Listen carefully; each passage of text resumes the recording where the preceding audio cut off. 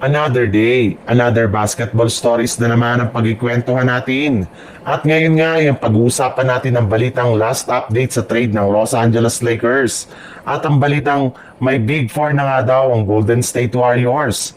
Sa kabila nga ng mga nagsisilabasang trade rumors pa rin nga sa Los Angeles Lakers, ay malaki na rin naman nga ang posibilidad na hindi na sila gumawa pa ng bagong move o trade sa mga susunod na araw bago magsimula ang training camp at preseason. Kontento na rin naman nga ang kanilang team sa kasalukuyan nilang lineup na bubuuin lamang ng tatlong bagong manlalaro na sina DeAndre Ayton, Jake LaRavia at Marcus Smart na lahat nila nakuha mula sa free agency market.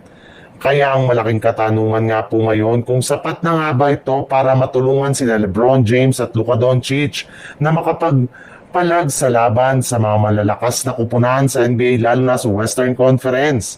Well, ayon nga sa ilang mga analyst, sa ngayon nga ay wala rin naman nga silang magiging problema kung mag-step up ang tatlo nilang bagong players sa kanilang mga laro. Alam na rin naman nga po ng mga ito ang kanilang role sa team, kaya kapag nagkaroon sila ng malaking impact at natapatan ng mga ito ang expectation sa kanila ng mga fans, ay sigurado nga na magagawa ng Lakers na maipanalo ang kanilang mga unang laban at maaga silang makakaangat sa standings.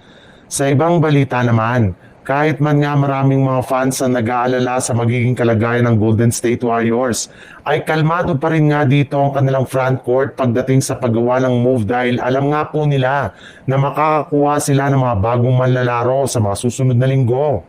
Confident rin naman nga ang kanilang team na makakabuo sila ng bagong Big Four since personal na rin naman nga nilang nakausap si Al Horford na sigurado nga daw na pipirma ito sa kanilang team sa lalong madaling panahon. Sa kabila nga ng edad nito, ay malaki pa rin nga ang tiwala nila sa kanya na malaki ang maitutulong nito sa kanilang mga key players na sina Stephen Curry, Draymond Green at si Jimmy Butler.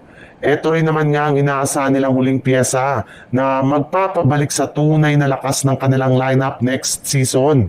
Kaya once nga na makuha nila ito sa free agency, ay dyan na nga magsisimula ang tunay na kampanya ng Warriors.